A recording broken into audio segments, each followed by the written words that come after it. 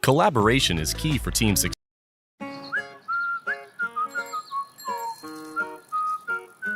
Này con yêu ơi, hôm nay ta đi.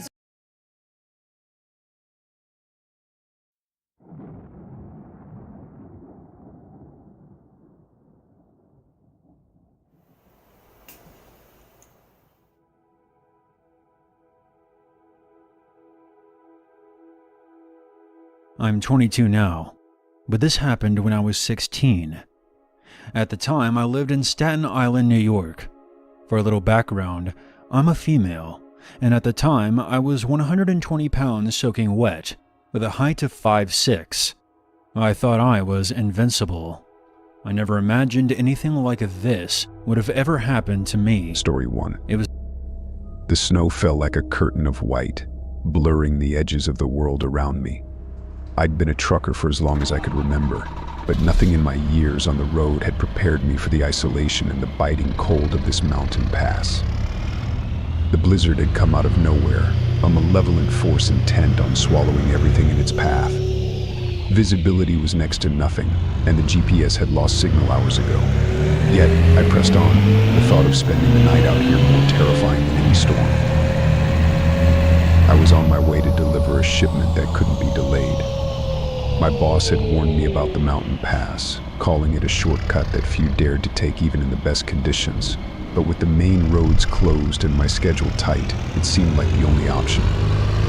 A decision I regretted with every mile I conquered in this relentless white hell. As I rounded a particularly narrow bend, the headlights caught something up ahead. A vehicle, abandoned, its lights still on, casting an eerie glow that barely penetrated the swirling snow. It was a curious sight, and every instinct told me to drive on, to leave whatever misfortune had befallen its occupants to the rescuers.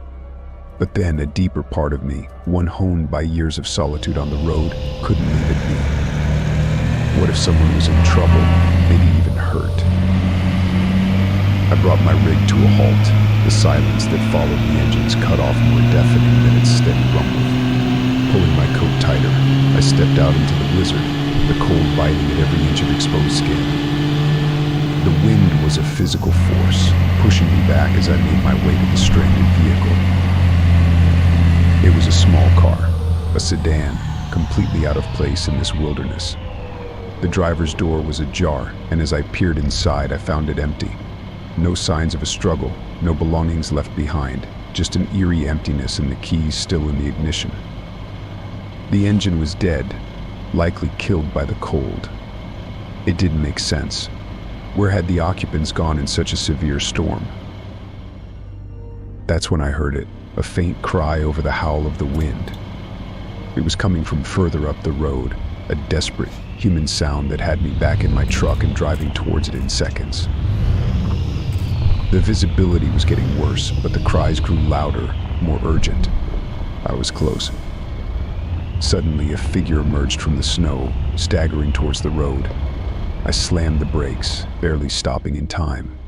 It was a woman, her face red and raw from the cold, clothes barely enough to keep anyone alive in this weather. I hurried her into the warmth of my truck, blasting the heater to its maximum. Through chattering teeth, she told me a tale that sent shivers down my spine, and it wasn't from the cold. They'd been driving to a family reunion when they took this shortcut, her husband and 2 kids with her. But when the blizzard hit, they got stuck. Her husband had gone out to find help, taking one of the kids with him, leaving her with the youngest. When her child wouldn't stop crying, desperate to go after their dad, she'd reluctantly followed, only to find herself lost in the storm. And here she was, but her family was still out there. Before we could decide on our next move, a loud thump against the side of the truck made us jump. It was followed by another and another, a rhythmic banging that seemed too deliberate to be the work of the storm. I peered into the rearview mirror, and in the brief glow of the tail lights I saw them, figures barely human in shape, moving through the storm as if it was nothing. We were not alone in the blizzard, and whatever was out there, it wasn't just fighting to survive the storm. It was hunting. The realization that we were not alone sent a jolt of fear through me. The woman, noticing my tense expression, pressed her face against the glass, her eyes widening in terror at the sight of the shadowy figures circling our truck. The storm, relentless as ever, seemed to conspire with these unknown assailants, cloaking their movements and intentions. I knew we had to get out of there, to push through the storm, no matter the risk. The road ahead was treacherous, but staying put was a certain death sentence, either at the hands of the storm or whatever was outside. With the engine still running, I shifted into drive, my hands gripping the steering wheel with determination. The woman beside me whispered a prayer, her voice barely audible over the howl of the wind.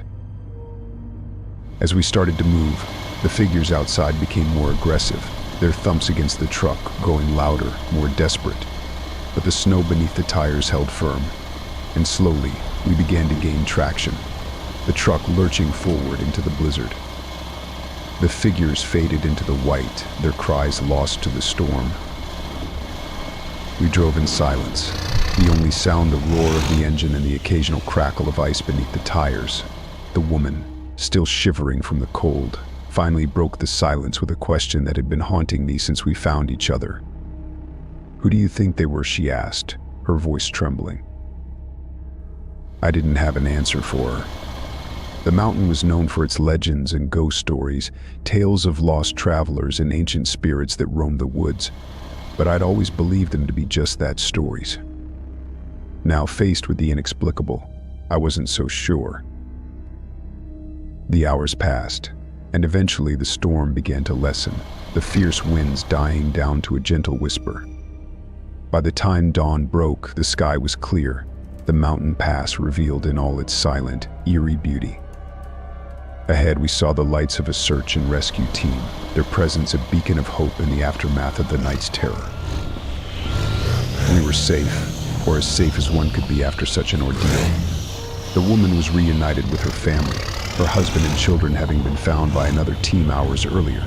They embraced, tears of relief freezing on their cheeks in the cold morning air. Story 2. The hum of the engine was a constant companion on the long stretches of highway that crisscrossed the country. I've made this trip more times than I can count, each journey blending into the next in a blur of asphalt and roadside diners. But this trip was different. It started like any other, with the sun rising in the east as I set off on another haul. The cargo was routine, the route familiar, but as I would soon find out, Nothing about this journey would be ordinary. It was late afternoon when I saw him, a solitary figure standing by the side of the road, his thumb outstretched in the universal sign of the hitchhiker. I normally wouldn't stop. It's a rule most truckers live by, a precaution in a world that's increasingly unpredictable. But something about him made me slow down. Maybe it was the way he seemed so out of place in the middle of nowhere, or perhaps it was a sense of loneliness that mirrored my own. He climbed into the cab with a nod of thanks, dropping a battered backpack at his feet. He was younger than I'd first thought, with a face that seemed too old for his years, marked by a weariness that spoke of hard times. "Name's Tom," he said, offering his hand. I introduced myself in return, and we fell into an easy silence as the miles stretched out before us. At first, Tom seemed like any other hitchhiker, grateful for the ride and not too keen on sharing his life story. But as the sun dipped below the horizon, casting long shadows across the road, he began to talk. His voice was low, each word measured, as if he was weighing the cost of every confession. He spoke of places he'd been, of people he'd met along the way, and of the shadows that seemed to follow him. At first, I took it for the ramblings of a troubled soul, the kind of stories you tell to pass the time. But as he delved deeper into his past, revealing details of events that sent a chill down my spine, I began to realize that Tom was no ordinary traveler. There were gaps in his story, pieces he glossed over or avoided altogether, and it was in these silences that my unease grew. There was something he wasn't telling me, a darkness that lurked just beneath the surface of his words.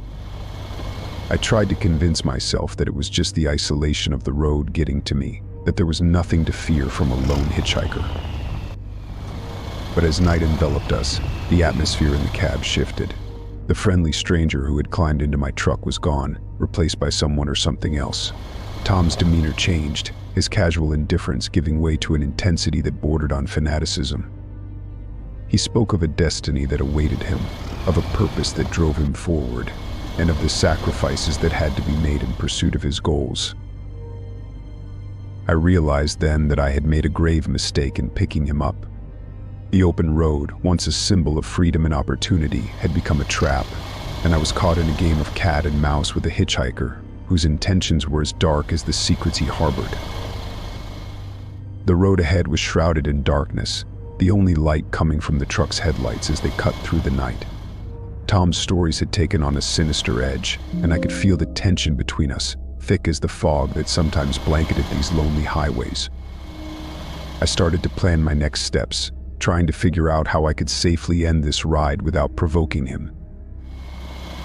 I suggested a rest stop, feigning a need for a break, but Tom insisted we keep driving. He said we were close to his destination, though he wouldn't say where that was. His insistence sent alarm bells ringing in my head. I had to act, and fast. Using a bit of quick thinking, I lied about a mechanical issue that required immediate attention, pulling off at the next exit under the guise of checking the engine. As I stepped out, I kept one eye on Tom, who remained in the cab, watching me with an intensity that made my skin crawl. This was my chance. I told him he'd have to hitch another ride, that I couldn't take him any further. His reaction was swift and terrifying. In a voice barely recognizable from the man who had first entered my truck, he vowed that our paths would cross again, that his journey was far from over. Then, just as suddenly as he had appeared in my life, he vanished into the night, leaving behind a chill that wasn't just from the cold air. I got back on the road, my mind racing. The encounter with Tom had shaken me, not just because of the immediate threat he posed, but because of the deeper, more unsettling questions it raised. Who was he really? What dark secrets did he carry, and what sinister intentions had driven him to cross my path? The rest of the journey passed in a blur. I delivered my cargo on time, but the sense of accomplishment I usually felt was absent. Instead, there was only a lingering unease, a feeling of being watched that I couldn't shake off. Days turned into weeks, and the memory of Tom began to fade, his presence in my life reduced to a dark tale to share with fellow truckers over coffee. but the sense of unease never fully left me. Sometimes late at night on some deserted stretch of highway, I'd find myself checking the rearview mirror, half expecting to see his figure standing by the side of the road, thumb outstretched, waiting. The encounter with Tom had changed me. I became more cautious, less inclined to take risks. The open road, once a source of freedom and adventure, now felt like a place where danger lurked around every bend. I had survived my game of cat and mouse with a hitchhiker whose dark secrets I'd never fully understand, but the experience had left its mark. Story 3. The highway stretched before me like a dark ribbon, its surface gleaming under the moonlight. I've heard stories about this stretch of road, tales of accidents and mishaps that seemed more frequent here than anywhere else. Superstition or not, I couldn't shake off a sense of unease as I navigated the infamous route. It was supposed to be a routine late-night delivery, but the heavy silence and the absence of other travelers made it feel anything but routine. I was about halfway through when I saw an explosion of sparks ahead as metal screeched against asphalt. A car had swerved off the road, its front crumpled against a tree. Instinct took over. I pulled my truck to a stop and grabbed my flashlight, rushing towards the wreck in hopes of offering assistance. The scene was chaotic. The car was badly damaged, smoke billowing from the engine. I called out, asking if anyone was hurt, but the silence that followed was unsettling. As I drew closer, flashlight in hand, I realized something was off. There were no signs of passengers, no groans of pain or calls for help. The car seemed abandoned, yet the crash appeared fresh. That's when the trap was sprung. From the shadows emerged figures, their features obscured by the dark. They moved with purpose, a coordinated group that had clearly done this before. Panic surged through me as I understood the situation. I had stumbled into an ambush, a deadly trap set by a gang preying on lone travelers. The realization hit me hard. There were stories, of course, rumors of bands of thieves using fake accidents to lure in unsuspecting victims, but I had never thought I'd encounter one myself. I was alone, far from help, and I had walked right into their hands. Adrenaline fueled my actions. I turned to run back to my truck, hoping to lock myself in and call for help. But they were fast, faster than I had anticipated. One of them tackled me to the ground, the flashlight slipping from my grasp and rolling away into the darkness. As I struggled, I managed to catch a glimpse of my attackers. There was a coldness in their eyes, a ruthlessness that chilled me to the bone. They weren't just thieves, they were predators, and I was their prey. But I wasn't going down without a fight. Using every bit of strength and every trick I knew, I fought back, managing to break free from the grip of the one who had tackled me. I scrambled to my feet, my heart pounding as I made a break for my truck. The chase was a blur, a desperate dash for safety with the sound of my pursuers close behind. I slammed into the truck, locking the doors just as they reached it, their hands pounding on the windows, their faces twisted in anger and frustration. I started the engine, the truck roaring to life under my hands. With a glance in the rearview mirror, I floored the accelerator, leaving them behind in a cloud of dust. My heart was still racing as I put distance between us, the adrenaline slowly ebbing away, leaving a shaking mess in its wake. Story 4. The road had been unforgiving, with each mile seeming to stretch longer than the last. Surrounded by a dense forest that seemed to close in around me, I drove on, my truck's headlights piercing the darkness. I was on a tight schedule, but the serenity of the remote wilderness had a way of easing the usual tension in my shoulders. That was until I saw an old sign, weathered and worn by time, announcing the presence of a town I had never heard of. My curiosity piqued. I decided to take a detour. What harm could a quick look do? The town, if it could still be called that, was a collection of dilapidated buildings that seemed to sag under the weight of their own history. The silence was profound, the kind that presses against your ears in the absence of any sound. It was clear that no one had called this place home for years, if not decades. Despite the unease that began to claw at the back of my mind, my feet moved of their own accord, drawing me deeper into the heart of the abandoned town.